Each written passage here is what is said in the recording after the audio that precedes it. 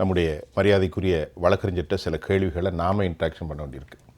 ஏஎன்ஐயுடைய ரிப்போர்ட்டில் இன்றைக்கு காலை வந்த செய்தி, Madras high court granted the state கவர்மெண்ட்டுக்கு ஒரு பெர்மிஷன் என்ன to file a brief affidavit on this matter. இது ஒரு பக்கம். இப்போ நான் என்ன கேட்குறேன், திமுக அரசு நீங்கள் ஒரு சட்ட வல்லுநர், காரணங்கள் இல்லாமல் செல்ல முடியுமா அப்படிங்கிறது இருக்குது. சரி, under certain circumstances case can be transferred from one state to other state. என்ன CPSC Code of Civil Procedure Article 139 இந்த Constitution had given the right to act. இதுதான் நமக்கு இருக்கு. இது என்ன ஒரு certain circumstanceல case can be transferred from one state to other state. என்ன காரணம்? முதலாவது இந்த டாஸ்மாக் வழக்கு என்பது நீங்கள் அடிப்படையாக புரிஞ்சுக்கணும். எப்படி என்ஃபோர்ஸ்மெண்ட் டைரக்டரேட் ஒரு வழக்குக்குள்ளே வர முடியும் அப்படின்னு. சரி, இது எப்படின்னா, கடந்த முக்கியமாக நீங்கள் கவனிக்கணும், யாருக்குமே தெரியாத சில விஷயங்கள் சொல்கிறேன், உங்கள் நேயர்கள் புரிஞ்சுப்பாங்க. ஒரு வழக்கு என்றால், இடி வழக்கு என்றால் ப்ரிடிகேட் அஃபென்ஸ் அப்படின்னு சொல்லுவாங்க. அது விஜிலன்ஸ் அண்ட் ஆன்டி கரப்ஷன் அவங்க போடுற எஃப்ஐஆர். இந்த எஃப்ஐஆர் எப்படின்னா ஒரு 40 to 50 எஃப்ஐஆர் பதிவு செஞ்சது. எத்தனை வருஷமாக பதிவு செஞ்சது? 8 ஆண்டுகளாக பதிவு செஞ்சது. 8 ஆண்டுகள் ஒரு 40 to 50 எஃப்ஐஆர் போட்டு ஒரு 100 கோடி ரூபாய், 1 கோடி ரூபாய்க்கு மேலே இருந்தால் தான் ஈடியே வர முடியும் அந்த வழக்குக்குள்ளே. ஒரு எஃப்ஐஆர் 1 கோடி கிடையாது, 40க்கு மேற்பட்ட எஃப்ஐஆர்களை இணைக்கும் போது தான் 1 கோடி ரூபாய்க்கு மேல் வருகின்றது. அப்போ தான் இடியோட ஜூரிஸ்டிக்ஷன் வரும். சரி, ஒன்று அந்த வரம்புக்குள்ள. அப்போ இந்த வழக்கில் 8 ஆண்டுகள் போட்ட எஃப்ஐஆர். 8 ஆண்டுகளாக யார் ஆட்சியில் இருந்தாங்க சொல்லுங்க. எல்லாம் பழனிசாமி தலைமையில் ஒரு ஆட்சி இருந்தது. சரி, திமுக இருந்தது. திமுக 4 ஆண்டுகளாக இருக்குது. பழனிசாமி 4 ஆண்டுகளாக இருந்தாங்க. 8 ஆண்டு வழக்கு, 1 கோடி ரூபாய். உச்சநீதிமன்றம் புதன்கிழமை இடியை பார்த்து சொல்கிறாங்க, நீங்கள் you are misusing flawed, arrest பண்ணுறீங்க ஃப்ளாட். இல்லை, அது வர்பாட்டம் நான் சொல்கிறேன். Supreme court condemns ED for flawed legal arguments grants PMLA case. அதாவது மணி லாண்டரிங் கேஸ். ஆமாம், மணி. இது எப்படின்னா, இந்த எப்போவுமே இந்த ப்ரிடிகேட் அஃபென்ஸ்லேருந்து இந்த மணி ப்ராசஸ் ஆகி PMLAக்கு போகிறது. சரி, அப்போ தான் இடி வர முடியும். சரி, PMLA தான் the process of this money is being transferred, laundered. Money has been laundered. பணத்தை நீங்க கையாடல் வெளிநாட்டுக்கு அனுப்பும்போது இடி வரப்போகுது. இடியோட ட்ராக் ரெக்கார்டு எடுத்துக்கிட்டீங்கன்னா மொத்தம் ஒரு 400 கேஸ் இருக்கலாம். இடி மேலே போட்ட கேஸ் எல்லாமே எத்தனை இடி கன்விக்ஷன் வாங்கியிருக்காங்க, எத்தனை இடி ரெய்டு பண்ணி எத்தனை அரசியல் கட்சி தலைவர்களும் மற்றவர்களும் எப்படி இருக்குது அந்த வழக்குன்னு இருங்க சொல்லுங்க. ஒரு குறுக்கீடு உங்கள்கிட்ட, நீ வழக்கறிஞர் தானே. நான் என்ன சொல்கிறேன், it would have a kind of political perception, something could happen, நடக்கலாம். அதை நான் மறக்கலை. அது பிஜேபி காங்கிரஸ். நான் பேசுகிறது உங்களுக்கு என்னென்னா, இது PMLA சட்டத்தில் வருகிறதா அல்லது பிரைப் ஆக்டில் வருகிறதா என்பது வாதத்துக்குரியது, நீதிமன்றத்தினுடைய கடைசி.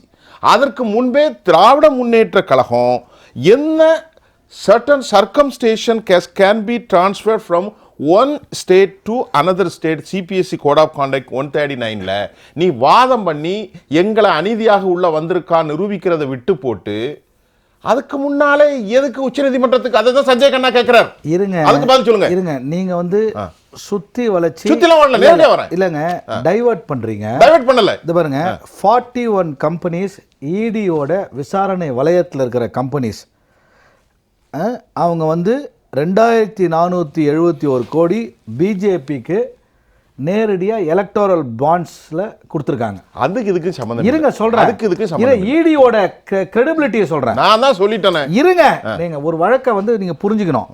நீங்கள் நான் டிஎம்கேவோட ஸ்போக்ஸ் பர்சன் கிடையாது. நானும் இருங்க ஒரு 1000 கோடி, அதாவது 8 ஆண்டுகளாக 40-50 எஃப்ஐஆரில் 1000 கோடின்னு கண்டுபிடிக்காத இடி, அமித்ஷா தலைமையிலும் நிர்மலா சீதாராமன் தலைமையிலும் இருக்க ஆட்சி, பிரதமர் மோடி தலைமையில் இருக்க ஆட்சி 3 நாளில் இடி வர்றதுக்கு முன்னாடியே இங்க இருக்க ஒரு லோக்கல் போலீஸ் எஸ்பி ரேங்க்ல ரிசைன் பண்ண ஒரு கட்சி தலைவர் 1000 கோடி ஊழல் வருதுன்னு சொல்றாரு.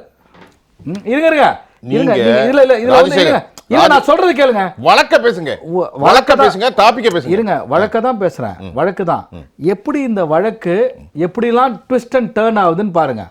ஒன்று, உச்சநீதிமன்றத்துக்கு என்னத்துக்கு போறாங்கன்னா இந்த ஜட்ஜஸ் கிட்ட இருந்து வேற பெஞ்சுக்கு மாத்துன்னு போறாங்க இவங்க. ஸோ சுப்ரீம் கோர்ட் என்ன பண்றாங்க, நீங்க ஹை கோர்ட்டுக்கு போங்கன்னு சொல்றாங்க.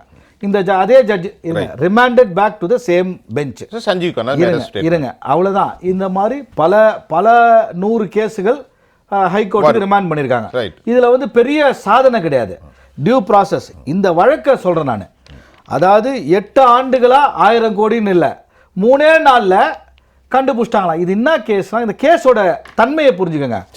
எங்கேயுமே டாஸ்மாக் இப்போ வந்து ரிஜிஸ்ட்ரேஷன் டிபார்ட்மெண்ட் இருக்குது, இபி டிபார்ட்மெண்ட், டான்ஜெட்கோ இருக்குது, அந்த மாதிரி ரெவன்யூ டிபார்ட்மெண்ட் இருக்குது, ஐஜி ரிஜிஸ்ட்ரேஷன், இந்த மாதிரி எல்லா டிபார்ட்மெண்ட் இருக்குது.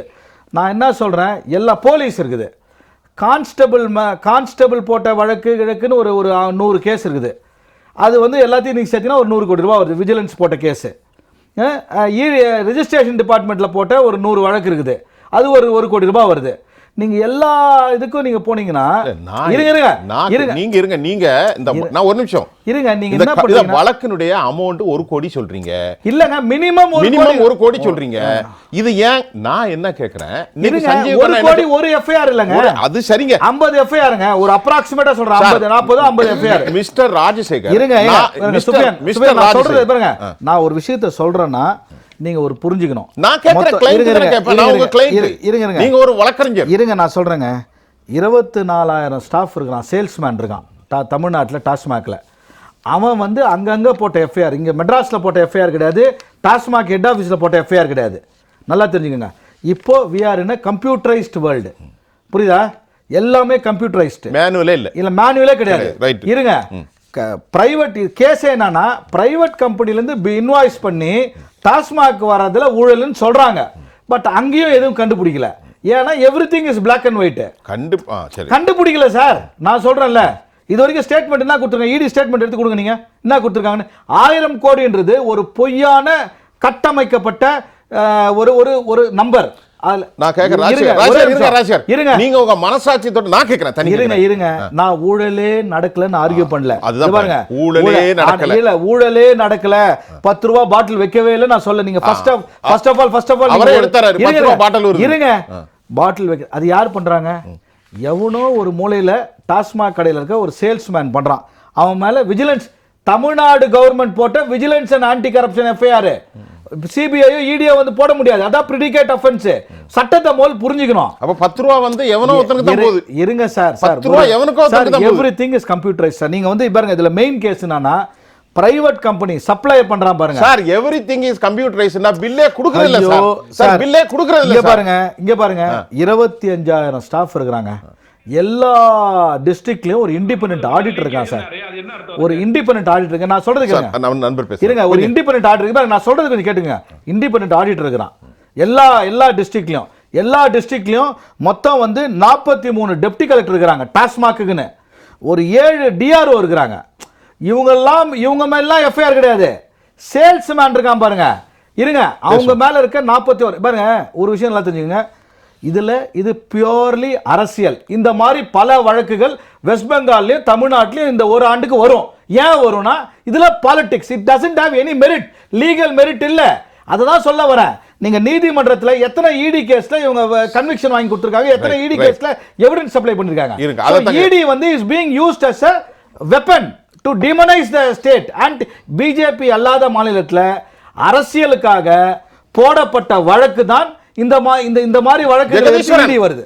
ஜெகதீஸ்வரன், நம்ம நிறைய விஷயத்தை குறுக்கிட்டா திரு ராஜசேகர் அவர்கள் இதுல நான் சொல்றதை மட்டும் கேளுங்க. அரசியல் இருக்கிறது, இந்த வெப்பன்ஸை வந்து இந்த என்ஃபோர்ஸ்மெண்ட் டைரக்டர் அட்டானமஸ் பாடி அல்ல, இது ஒரு அரசியலுக்காக பயன்படுத்துகிற body. It has been lot of the authentic evidence existence அப்படிங்கறத அவர் ரொம்ப தெளிவா சொல்றாரு. அது அவருடைய பார்வை. நான் பார்வையில எல்லாமே ரெக்கார்டுங்க. நீங்க சொல்லுங்க, 10 ரூபாய் கமிஷன் வாங்குனதுன்னு சொல்றாரு. எல்லாமே கமிஷன் வாங்கல, எக்ஸைஸ் டியூட்டி கட்டி கம்பெனில இருந்து வருது சார். Salesman sir. சார் ஒரு நிமிஷம், தப்பா சொல்றீங்க. இது கேஸ் என்னன்னா சப்ளை பண்ற கம்பெனில இருந்து டாஸ்மாக்கு வருது இல்ல பிரைவேட் கம்பெனில இருந்து அவன் எக்ஸைஸ் டியூட்டி பே பண்ணி கம்ப்யூட்டரைஸ் பண்ணி கிராஸ் செக் பண்ணிட்டாங்க. அதுல எவிடன்ஸ் இல்ல. சேல்ஸ்மேன் எங்கேயோ ஒருத்தன் பண்றான். அதுக்கு vigilance and anti corruption Tamil Nadu government இருங்க சார் ராஜசேகர், எங்கேயோ ஒருத்தன் பண்றாங்க 10 ரூபா எங்கேயோ ஒருத்தன் வாங்கிட்டு இருக்கானா என்ன சார் சொல்றாரு ஜெகதீஸ்வரன்? சொல்லுங்க சார். ஏங்க நீங்க சட்டத்தை பேசுறீங்க, சட்டத்தை நீங்க அரசியல் பேசுறோம், அரசியல் பேசுறோம். டெக்னிகாலிட்டிஸ் ஆஃப் லா ரெண்டுமே பேசுறேன். டெக்னிகாலிட்டிஸ் ஆஃப் லா தான் பேசுறேன். அரசியல் உங்களோட அதிகமா பேசுறேன். ரைட், பேசுங்க. திரு ராஜசேகர், ஒரு முக்கியமான கேள்வி என்னவென்றால், டாஸ்மாக் விவகாரம் இப்பொழுது கோர்ட்டில் இருக்கிறது. கோர்ட்டினுடைய நிர்வாகம் அதை பார்த்து கொள்ளும். தமிழ்நாடு அரசு விவகாரம் போகிறது. ஆனால் இது ஆட்சியிலே நேற்றைக்கு வானளாவிய கட்டிடங்கள், இது என்ன விவகாரம்? நேருடைய வீட்டில் ரெய்டு நடக்குது, 11 அமைச்சர்களின் மீது ரெய்டு நடக்கிறது, இன்றைக்கு நீதிமன்றம் பரபரக்கிறது. ஒரு ஆட்சியின் இலக்கணம் என்ன? இதை தாண்டி நீங்கள் சொல்லுங்கள், நான் திமுகவினுடைய ஆட்களாக பேச மாட்டேன், எந்த கட்சியும் நான் இல்லை என்று நீங்கள் சொல்கிறீர்கள். ஒரு சாமானிய ராஜசேகரனாக மக்களின் நலம் காக்கும் விஓட்டினுடைய இந்த அரசாங்கத்தினுடைய பார்வை என்ன? இல்லை, நான் இந்த வழக்கு அவர் சொன்னதுக்கு கொஞ்சம் பதில் சொல்லிவிட்டு அப்புறம் சொல்கிறேன் உங்கள் கேள்விக்கு. முதலாவதாக, இந்த 1000 கோடி என்பது பொய், கட்டமைக்கப்பட்ட ஒரு பொய். 3 நாளில் சிஏஜி ரிப்போர்ட் க்ளீனாக கொடுத்துருக்காங்க. நில் ரிப்போர்ட் அகேன்ஸ்ட் இந்த 1000 கோடி எங்கேயுமே மென்ஷன் ஆகலை. வருஷம் சிஏஜி ரிப்போர்ட் இருக்குது. கம்ப்யூட்டர் மிஷின் வேலை செய்யலைன்னு சொல்கிறாரு, அது எனக்கு தெரில. பட் சிஏஜியில் எங்கேயுமே மென்ஷன் ஆகலை இங்கே ஊழல் நடக்குதுன்னு. Point number 1. பாயிண்ட் நம்பர் 2, டாஸ்மாக்கு ஜிஎஸ்டி கிடையாது. It's a state subject. Liquor is a state subject. Excise duty மட்டும்தான். தமிழ்நாடு எக்ஸைஸ் டியூட்டி மட்டும்தான். ஸோ அங்கேயும் ஊழல்னு எஸ்டாப்ளிஷ்டு சிஏஜி ரிப்போர்ட்டில். 3வது, 1983 புரட்சித் தலைவர் எம்ஜிஆர் தான் டாஸ்மாகை கொண்டு வர்றார், அதாவது இந்த இதை. ஸோ அங்கேயே இதில் நான் டெக்னிக்கலாக லீகலாக தான் பேச முடியும். நீங்கள் அரசியல்வாதியாக நான் பேசுகிறேன்னா நான் இவங்கள மாதிரி எல்லார் மாதிரியும் பேசுவேன், நான் நிறைய பேசுவேன். பட் அது என்னுடைய வேலை கிடையாது. இந்த வழக்கை பொறுத்தவரை நான் பேசுகிறேன். இந்த வழக்கு முழுக்க அரசியல் காழ்ப்புணர்ச்சிக்காக புனையப்பட்ட வழக்கு. 40-50 எஃப்ஐஆரை, 8 வருஷம் நடந்த எஃப்ஐஆரை, அதுவும் it's prevention of corruption act. அண்ணன் ராமநாதன் சொன்னார் 1000 கேஸ் இருக்குது. லோக்கல் போலீஸ் ஸ்டேஷன் கிடையாது. This is all vigilance and anti corruption ஆக்டில் போட்ட எஃப்ஐஆர். இருங்க ஒரே நிமிஷம். அதனால இப்போ prevention of corruption act, vigilance V&AC department போட்ட எஃப்ஐஆரில் அதுதான் ப்ரிடிகேட் அஃபென்ஸு. அதுலேருந்து தான் டாஸ்மாக் இடி வர முடியும். இடி வரணுனாலே 1 கோடி ரூபாய் மினிமம். 40-50 எஃப்ஐஆரை சேர்த்து 8 வருஷம் நீங்கள் போட்ட எஃப்ஐஆர் எடுத்து, அதுவும் எங்கெங்கேயோ போட்ட, தமிழ்நாடு முழுக்க போட்ட எஃப்ஐஆர் எடுத்துகிட்டு நீங்கள் ஹெட் ஆஃபீஸில் ரைட் பண்ணுறீங்க. அந்த மாதிரி அப்போ நீங்கள் ரிஜிஸ்ட்ரேஷன் டிபார்ட்மெண்ட்டில் ரைட் பண்ணலாம், டான்ஜெட் கோடில் ரைட் பண்ணலாம், இபியோட ஹெட் ஆஃபீஸில் ரைட் பண்ணலாம், எல்லா ஆஃபீஸ் அட்மினிஸ்ட்ரேஷனை கொலாப்ஸ் பண்ணோம். அதாவது இந்த திமுக அரசு, நான் ஸ்போக்ஸ் பர்சன் அகைன் நான் சொல்கிறேன், ஒரு அரசியல் காழ்ப்புணர்ச்சிக்காக பாஜக இடியை தூண்டிவிட்டு செய்கின்ற ஒரு வேலை என்பது உச்சநீதிமன்றம் கண்டனம் தெரிவிச்சிருக்குது புதன்கிழமை. இதுக்கு இல்ல, வேற ஒரு வழக்குல பிஎம்எல்ஏவை நீங்க மிஸ்யூஸ் பண்றீங்க. இடிய அவங்க ஸ்ட்ராங்கா ஜஸ்டிஸ் ஓகாவும் ஜஸ்டிஸ் பயானும் கிளீனா சொல்லியிருக்காங்க. சோ இருங்க சொல்லுங்க. அதனால இது இன்னும் ஓராண்டு காலம் ஆட்சி இருக்குது தமிழ்நாட்டில். பிஜேபி எப்படியாவது இருங்க. அதனால இந்த மாதிரி இந்த மாதிரி வழக்குகளுக்கு நீங்க அரசியல் எல்லாருமே பேச வேண்டிய கட்டாயத்தில் இருக்க. இந்த வழக்கை பொறுத்தவரை இதுல ஜீரோ மெரிட். இந்த வழக்கை பொறுத்தவரை அதுக்கு நான் எல்லா எவிடன்ஸும் உங்களுக்கு தரேன், நேரடியாக கூட வாங்க நான் தரேன். இன்னொரு விஷயம், இதுல ஜிஎஸ்டி இல்லைன்னு சொல்லிட்டேன், இது எக்ஸைஸ் டியூட்டி கட்டியாச்சுன்னு சொல்லிட்டேன். எல்லா 5000 கடையிலும் கம்ப்யூட்டரைஸ்டு. நீங்க ஒரு வழக்கறிஞரா நான் கேட்ட ஒரு கேள்விக்கு பதில் அளிக்கணும். கேளுங்க, பதிலே தரலணும். மற்றதெல்லாம் லீகல் பாயிண்ட் ஆஸ்பெக்ட்லாம் வச்சிங்க. இந்த நீதிமன்றத்திலிருந்து அங்க ஏன் ஓடுனாங்கங்கிற மட்டும்தான் சார். இது பாருங்க, நான் சொல்லல, சஞ்சீவ் கண்ணா கொட்டி விடுறாரு. இருங்க அதுக்கு பதில் சொல்லுங்க. அதுக்கு தான் சொல்றேன், அதுக்கு மட்டும் சொல்லுங்க. அது அந்த பெட்டிஷனோட விருப்பம். இந்த மாநில அரசு அது மாநில இதுல இன்னொரு விஷயம் நான் பேச வேண்டிய, நீங்க கேட்டதுக்காக சொல்றேன். செந்தில் பாலாஜி மீது வேற ஒரு வழக்கு, அவர் ஜெயிலில் இருந்துட்டு வந்திருக்காரு, அவர் தான் அமைச்சர். அதுல இவரை கோத்து விடணும்னு சொல்லி முயற்சி பண்றாங்கன்றதா இவங்களுடைய கன்டென்ஷன். இதுதான் ஐ அசியூம் சோ. நான் தான் வக்கீல் நினைச்சு பேசாதீங்க. ஏன்னா செந்தில் பாலாஜி அமைச்சர், அவர் மீது ஏற்கனவே குற்றச்சாட்டு இருந்து ஜெயிலுக்கு போயிட்டு வெளில வந்திருக்காரு. அவர் தான் இப்போ டாஸ்மாக் அமைச்சர். அவரை இதில் 1000 கோடின்னு சொல்லி சரி, அதுக்காக நான் வந்து இவங்க தப்பே செய்யல, இது பொய் அப்படிலாம் நான் பேச விரும்பல. இந்த வழக்கை, இந்த 1000 கோடி வழக்கு என்பது பொய்யாக புனையப்பட்ட ஒரு அமௌண்ட், ஒரு பிம்பம் கட்டமைக்கப்பட்டிருக்கு. இததான் சொல்ல வரேன். நான் வந்து இதுல வந்து அரசியல் இருக்குதா? நிச்சயமா அரசியல் இருக்குது.